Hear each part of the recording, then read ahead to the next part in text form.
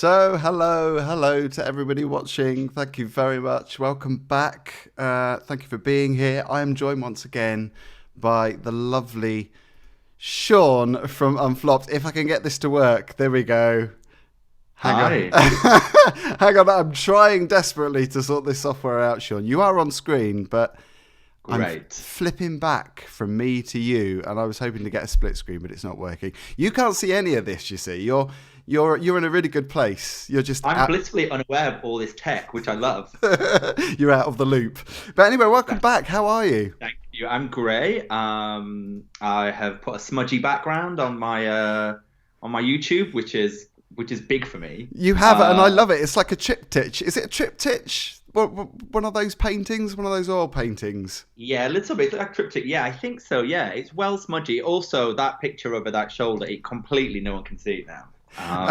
See, I still want to know what that is. You haven't told me about that. You haven't sent me a picture of it. Is it really naughty? I'm going to send you a picture of it actually. I love it offline, and you can have a nosy at it. It's a delight. See, I feel like everybody watching should be in on this as well. I think they should know what it is. I think you need to be brave and bold. Yeah, when I did a video recently for Unflopped, and the camera whizzes past it really quickly, and I thought someone might go, "What the hell is that in the background?" But no one did actually, which is incredible, really. But there's the cheat, there's the Easter egg. It's in one of the videos. So we should say to perhaps the new people that haven't actually seen your other videos, because you have been on 3 other videos of mine on this channel. This is number 3, Phil. Oh, this is number 3. So we did one with talking about your Unflopped podcast, which is brilliant. Oh yes, we have done 3. My mistake. Sorry. So it was kind of the same. It was the same night because we did it on Instagram Live, but I just pushed it over to YouTube. So tell those people that weren't here last time what Unflopped is and who you are. Okay, so my name is Sean Vickers, but people know me as Seanarella. Seanarella on all platforms. And I am one of the co-hosts of a music podcast called Unflopped, where each fortnight, myself and the lovely Stuart bring a song to the table that was commercially a flop, but actually should not have been because it has the incredible merits of being a phenomenal pop song or whatever. So we try and resurrect bangers that did not make it commercially. And like I said last time, it's such a good idea as well, isn't it? You're very welcome. Yeah, well, you got to agree with me. It was Stuart's idea, but I will give it to him. I don't know why I asked you that. I know. And then Joe, we have a third member, Joe, who is a classically trained musician who then compares both of the songs and impartially picks one. And one song is officially unflopped each fortnight. And all of those songs go onto our Apple Music and Spotify playlists. And it's a lot of fun. And we have fab listeners. And now I need to ask you about, is it Annika or Annika? Annika, who had the big 80s hit Japanese Boy. Mm-hmm. Is that the song? Because I've seen you posting about her with going up against, I can't remember who the other artist is. It's Yoko Ono this week. Yoko Ono, there we go. So is it Japanese Boy or is it another song? I'm guessing it's another song because that was a hit, wasn't it? Japanese Boy was a huge hit. It's Alistair McCall, the song that I won't spoil too much. It is hilarious because I brought Yoko Ono and talked about John Lennon's death, which is quite heavy for me usually because I'm light as a feather. I was going to say, yeah. And Stuart brought Annika, which is a novelty song, but somehow managed to make it sound like a BBC4 documentary. So what can I say? Classy.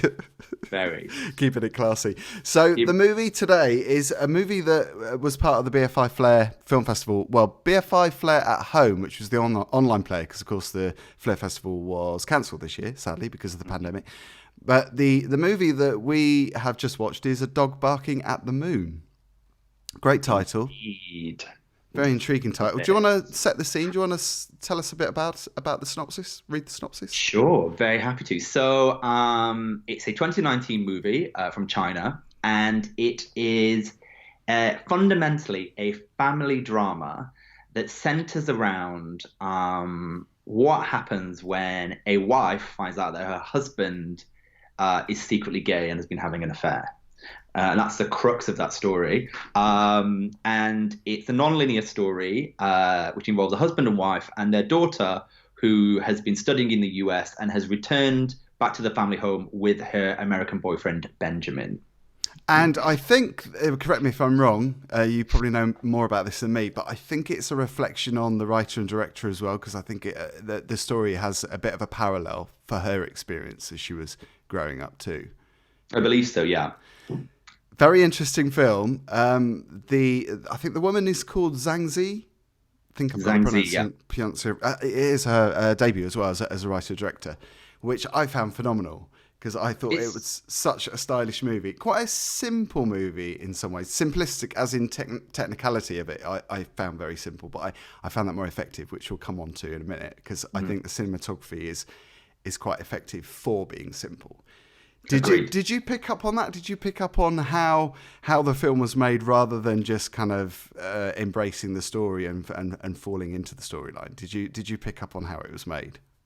So very much so. There's an element for me that it made it feel, it had such set pieces that it often felt like theatre. Yes. And there's a moment later on in the story where they're reenacting being in a car, but it feels like what would happen on a theatre stage, and it kind of, for me, compounded that idea. So a lot of very, very structured set pieces, as you say, very simple, but actually super effective. And I wonder if that was the reason for doing it in such a style, because I can see it working on the stage. I can see it working as a theatre piece.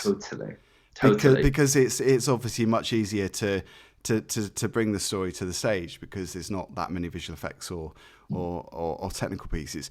But I did notice that a lot of the scenes were static shots. There were no panning shots. There were no close-ups until kind of 3/4 of the way in. And I wonder if that was deliberate, because that might have been maybe a way of saying this is us showing you more about the personalities in the movie and kind of revealing the layers almost. It's like that we're peeling back the skin of these people. There's an interesting part which I realised later on that I won't give too much away about the film, of course, but there are flashbacks to Juimei, who's the mother, her youth, and actually all of the flashbacks to her youth are filmed outdoors. So it feels entirely different. So her youthful scenes are all shot outdoors in groups, and then the modern storytelling of she's a mother are very simple, very static, and these set pieces. So there's an interesting way where people often play with those kind of timelines, elements of timeline, and I think that was quite clever. Yeah, because it does flashback and then it moves forward, and it does a lot of that. You know, the time does shift quite a bit. I think a lot of people may have problems with that. I found it more intriguing for that reason, because I paid more attention to it. Because it's almost like I lost my way a couple of times, but then realised what was happening towards, halfway in, 3/4 of the way in. Yeah, there's a moment actually where there's a few elements where you're trying to watch the families and you're trying to work out if they're different families, but actually it's just a non-linear storyline. So once it clicks, but it does take a little while because the staging is so similar. Did you think it was an interesting thing? Well, what I found interesting was the fact that the guy, obviously the husband and the father, played quite a significant part of this movie in the story, but he wasn't actually in it that much. Of course. No, I think what's very interesting for me is she's aware, and I think what a sidebar, if I understand correctly, when this film was originally released in China, it wasn't revealed that his lover was a man. It was just that he had a lover, and so it transpires that his lover is a man, and it plays such an anchor part to the movie, especially for the mother, who's this kind of matriarch, staunch, very simple talking lady, who I think she's angry and she has a lot of resentment about what's happened with her husband, and elements later in the film transpire as to why. And so on one hand, she has her husband who, she's like, he's living how he wishes to live in this society. And then her daughter returns from college with all of these new westernized views about the role of a woman, the fact that she's marrying an American guy. And she's in this triangle where she's still being this kind of staunch Chinese woman who's kind of following the rules. And to some extent, that comes through, I think, within the movie about how she is and how she feels, especially when it flashes back to what happened in her youth, which obviously will not reveal. Yeah, there were moments in the movie, quite a few moments, where I actually gasped out loud at how cruel she was, especially to her daughter, because I found some of the lines that she was coming out with were really harsh and very cruel to her. And I think it's more about the wife and the daughter, especially, rather than the husband, who obviously is having this gay secret life, or up until a point a secret life. I found that really interesting, how it was more about the dynamic of the family from the female perspective, and it played more of a part of that movie. I thought. Yeah, indeed. All about the women. There's an element where the mother becomes involved with Buddhism, or a form of Buddhism, which is almost a part of and that is interesting, because for me it was her way of kind of rebelling against the system, because she's the archetypal mother. She's raised the children correctly. She has followed the letter. She has stood by her husband, who is gay and having this affair.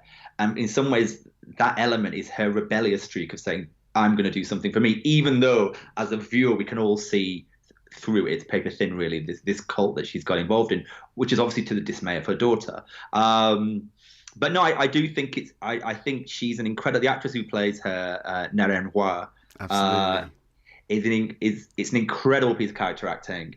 And it's a layered movie. I would say it was my favorite movie from Flair this year, of the ones that I watched. I found it a movie that was a movie of two halves, and at the end of it I appreciated it more. I think for the first half I was maybe a little bit confused, maybe a little unsure as to whether I was enjoying it or not. I found it a really powerful movie, but the last half of it, and I'm not saying that was the only important part of the film was the last half, but the last half made me appreciate it more. And I think if I watched it again, I would love it even more. But I found it incredible, even more knowing that the director and the writer was heavily pregnant when she filmed, and apparently she synced the dialogue afterwards. After giving birth, literally days after giving birth. So I think she's had a real job on her hands, but I like the fact that she kept the shots simple, because I think that made the acting more important, I think, and you really felt more from the performances. Yeah, absolutely. So yeah, big thumbs up from me. I would really recommend it. And you're right, Phil. I think one of those movies where second time round, I think you would. It's so nuanced, and there's a level of humor and humanity that I haven't seen for a while. I know that this year, or in 2019, there was only a handful of movies that made it into the festivals. It was highly curated from Chinese cinema, and this was one of them. And I know it did very well at the Berlin International Film Festival, and rightly so. It's a great movie. It's interesting you mentioned the theatricality of it as well, because I remember Dancer in the Dark and other films that are very similar, that play a musicality part of a film. I can't remember what the other film I was thinking of. Certainly added drama to the film, like Dancer in the Dark did. And I found it quite emotional, especially the closing moments, the way that the choreography played a part in the film as well. I thought it was quite beautiful, the way that it played out at the end. Yeah, the ending is incredibly powerful, I think, and it beautifully brings it all together without trying to over resolve. Exactly.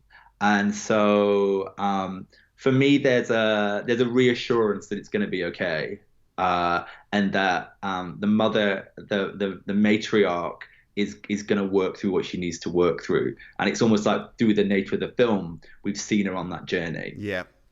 So we both agree it's a great film. I would give it 4 stars in the rating. So would I. Yeah. So would I. Excellent. Yeah, absolutely. So it's a dog barking at the moon. I'm not sure whether it's available online to watch. I know it is obviously on the BFI Flair player, but I'm not sure where else people can see it, because it's such a different time now, isn't it? With regards to cinema, obviously you can't go out and see films. You have to watch everything online. So I'm sure it'll be streaming more on other platforms, I would imagine.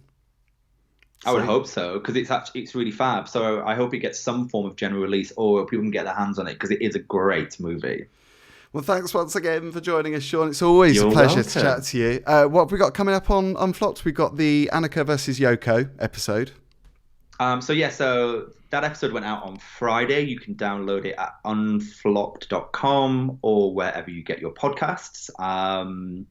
We are working on a Eurovision special.